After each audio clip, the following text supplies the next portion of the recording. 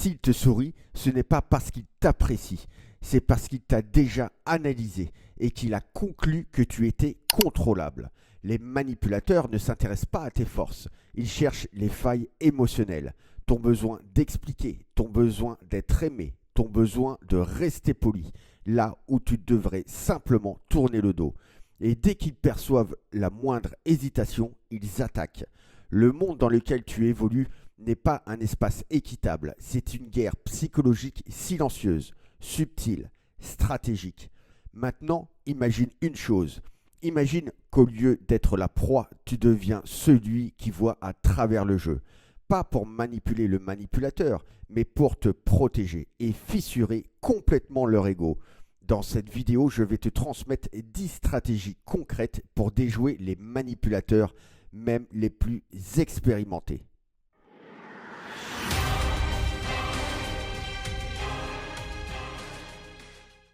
Laisse-les te sous-estimer. La position la plus puissante dans n'importe quel jeu, c'est celle où ton adversaire ne réalise même pas qu'il est en train de jouer. Quand tu choisis volontairement de paraître naïf, tu désarmes les manipulateurs. Ils baissent leur garde. Ils te perçoivent comme fragile, docile, facile à guider. Et cette illusion devient ton avantage. Pendant qu'ils mettent en place leur stratégie, leurs pièges, leurs demi-vérités, toi, tu observes en silence, tu analyses, tu notes mentalement chaque schéma, chaque incohérence et chaque insécurité. Quand tu sembles inoffensif, les autres se dévoilent. Ils parlent trop, ils se trahissent eux-mêmes. Être sous-estimé, c'est être libre. Libre de te retirer sans confrontation. Libre de ne pas réagir. Libre de ne pas nourrir leur ego. Ne corrige pas chaque mensonge. Ne réagis pas à chaque provocation. Parfois, la plus grande preuve d'intelligence est de faire semblant de ne rien voir.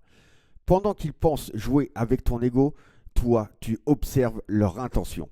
Et le jour où ils comprennent que le jeu ne se passait pas comme prévu, tu n'étais déjà plus là. Échec et mat, sans avoir levé la voix.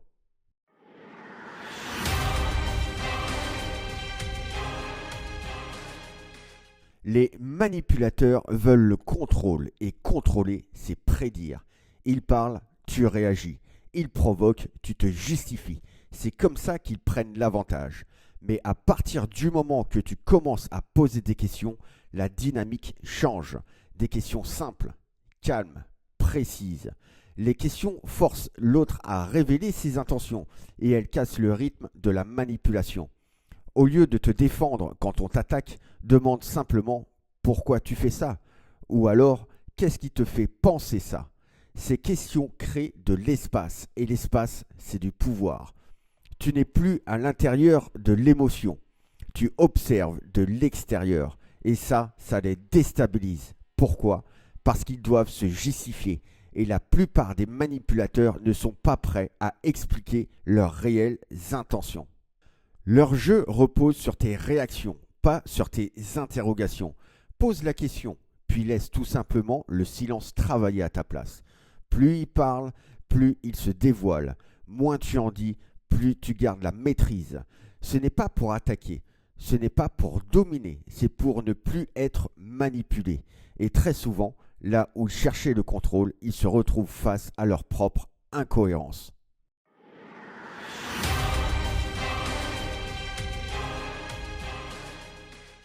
Le désir est un levier. À partir du moment où quelqu'un sait ce que tu veux, il peut influencer ton comportement. Les manipulateurs excellent dans cet art. Ils te donnent ce que tu désires, puis ils le retirent, le retardent, le déforment ou te font croire que tu pourrais le perdre. Et sans t'en rendre compte, tu te retrouves enchaîné à ton propre désir. C'est pour cette raison que les personnes réellement puissantes paraissent souvent neutres. Tu ne sais jamais exactement ce qu'ils veulent. Non pas parce qu'elles n'ont aucun désir, mais parce qu'elles ne se laissent jamais transparaître. Ce n'est pas de la tromperie, c'est une stratégie de protection.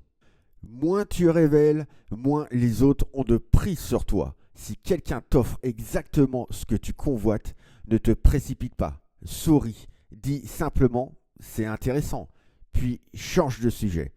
Laisse planer l'incertitude. Quand on insiste pour savoir ce qui te motive vraiment, réponds de façon vague ou détourne la conversation. Plus tu crées des zones d'ombre, plus tu renforces ta liberté. Quand les autres ignorent ta destination, ils ne peuvent ni bloquer ton chemin, ni t'y enfermer. Dans un monde de manipulation, celui qui semble ne rien vouloir est souvent celui qui garde le contrôle.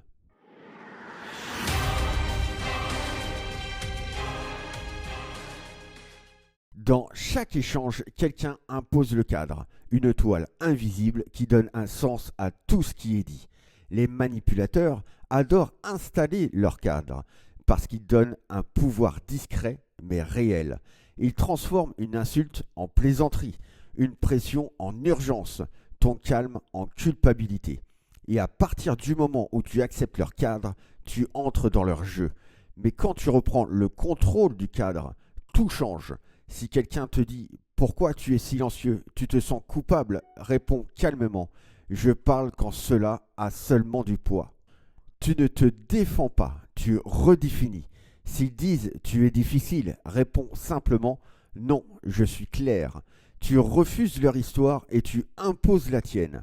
Tu occupes le terrain émotionnel de la conversation.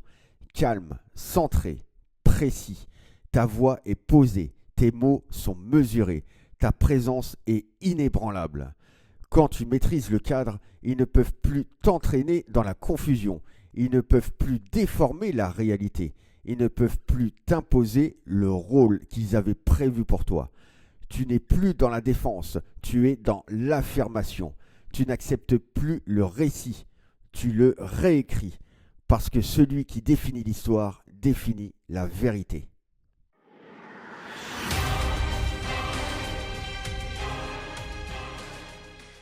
La rareté crée de la valeur. C'était vrai hier et ça le sera encore demain. Les manipulateurs prospèrent grâce à ton excès d'attention, ta disponibilité permanente, ton énergie émotionnelle qui draine sans limite. Ils gagnent quand tu expliques trop, quand tu te donnes trop ou quand tu restes trop. Parce que ça leur envoie un message clair, tu es accessible et donc malléable. À partir du moment où tu deviens rare, où ton temps, tes paroles et ta présence se font limiter, la dynamique s'inverse. Tu ne réponds plus instantanément. Tu parles moins, tu apparais moins souvent. Et quand tu es présent, tu dégages une gravité silencieuse. Désormais, ils doutent. Ils ne savent plus où ils en sont avec toi. Et cette incertitude devient ton avantage. La rareté n'est pas un jeu, c'est une posture. Tu ne punis personne. Tu apprends simplement aux autres comment te traiter. Ton silence devient une frontière, ton absence un signal, ton accès limité une valeur. La clé, c'est la constance. Ne cède pas quand ils commencent à courir après toi. Reste droit, reste calme. Plus tu disciplines ton énergie, plus tu gagnes en puissance.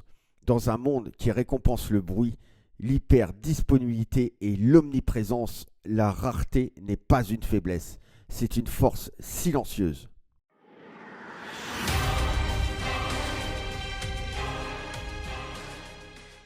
Les manipulateurs se nourrissent de schémas. Ils observent comment tu réagis, comment tu t'excuses et comment tu t'expliques. Et peu à peu, ils construisent un manuel silencieux de ton comportement. Ta prévisibilité devient leur terrain de jeu. Voilà pourquoi la personne la plus difficile à manipuler est celle qui semble prévisible, mais en réalité qui ne l'est pas. Tant que tu restes enfermé dans le même rythme, tu crées des attentes. Et celui qui crée des attentes devient lisible. Mais le jour où tu brises ce rythme sans prévenir, sans te justifier, tu provoques un choc psychologique. Un choc calme, contrôlé. Un jour, tu réponds. Un autre, tu prends de la distance. Un jour, tu es poli. Et un autre, tu es d'un calme ferme et froid. Pas d'excès, pas d'instabilité. Juste une variation maîtrisée. Comme le disait Machiavel, le vrai pouvoir ne réside pas dans la force brute, mais dans la maîtrise de la perception. Quand les autres ne peuvent plus t'anticiper, ils ne peuvent plus te contrôler. Et quand ils ne peuvent plus te contrôler, ils commencent à perdre leur emprise. Tu n'annonces pas toujours tes limites, parfois tu les incarnes directement. Tu ne signales pas ta distance, tu la crées dans le silence. S'ils attendent une réaction émotionnelle, offre-leur de la neutralité. S'ils attendent du silence, réponds par une décision claire. L'imprévisibilité calculée ne crée pas le chaos, elle crée le doute. Et dans ce doute, tu récupères ton espace, ta liberté, ta souveraineté. Reste calme, reste centré, mais change le rythme, parce que plus ils essayent de te lire, plus ils se perdent.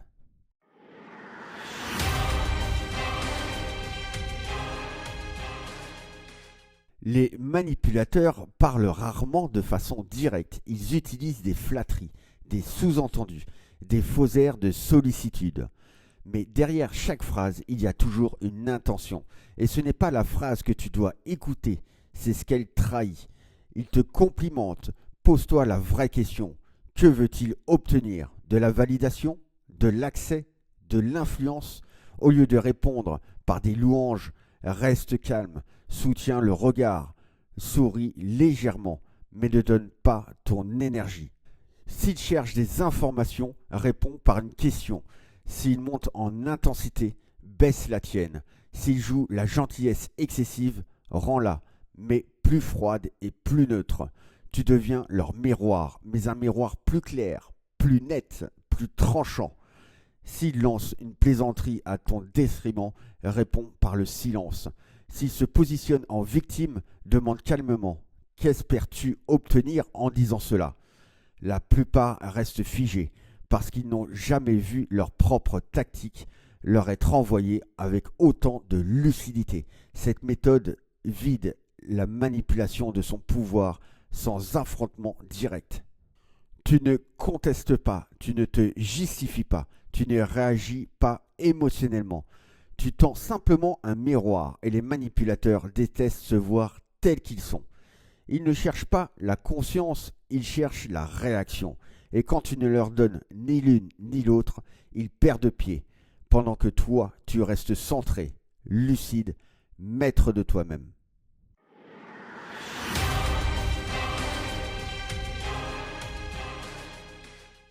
Les manipulateurs ne cherchent pas la résolution. Ils cherchent le contrôle et le moyen le plus simple d'y parvenir, c'est de t'entraîner dans une dispute. À partir du moment où tu entres dans l'argumentation, tu perds l'équilibre, tu réagis, tu te défends, tu t'expliques. Et sans t'en rendre compte, tu es enfermé dans leur cadre, exactement là où ils veulent que tu sois. La solution n'est pas de discuter, la solution c'est de rediriger.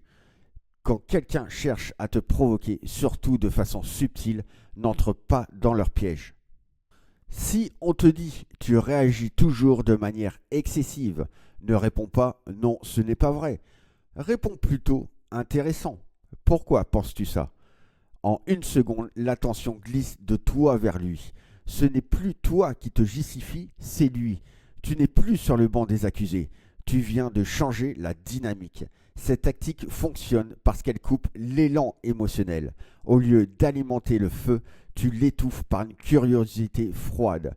Tu n'élèves pas la voix, tu ne te crispes pas, tu pivotes. Le manipulateur attend une réaction chargée d'émotions. Tu lui offres de la logique. Il veut du bruit, tu lui donnes du silence. Il veut se battre, tu poses une question. Ce n'est pas de la faiblesse, c'est de la redirection. Discuter avec un manipulateur, c'est comme lutter dans des sables mouvants. Plus tu te débats, plus tu t'enfonces. Mais quand tu rediriges, tu restes debout, lucide, intact.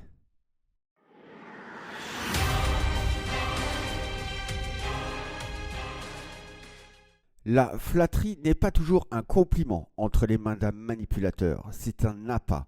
Et au moment où tu mords, en cherchant à en recevoir davantage, tu lui donnes le contrôle. Parce qu'à cet instant précis, il sait ce que tu désires, l'approbation, la validation, les éloges. Et ce désir devient le crochet avec lequel il t'attache, resserre la corde et t'emmène là où il veut. Voici la différence essentielle. Une personne sincère te félicite et passe à autre chose. Un manipulateur te flatte et observe. Il mesure ta réaction. Est-ce que tu t'illumines? Est-ce que tu te détends?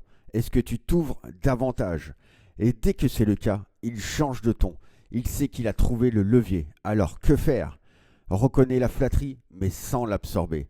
Un signe de tête, un merci poli, puis le silence ou un changement de sujet. Garde ton visage impassible. Garde l'énergie constante. Ne donne aucune prise émotionnelle. Et chaque fois que quelqu'un te flatte, pose-toi une seule question. Qu'attend-il de moi maintenant? Parce que la flatterie cache presque toujours un agenda. Et plus vite tu le vois, et plus vite tu esquives le piège. Dans un monde saturé de douceur empoisonnée, ta capacité à rester de marbre est ton arme la plus tranchante.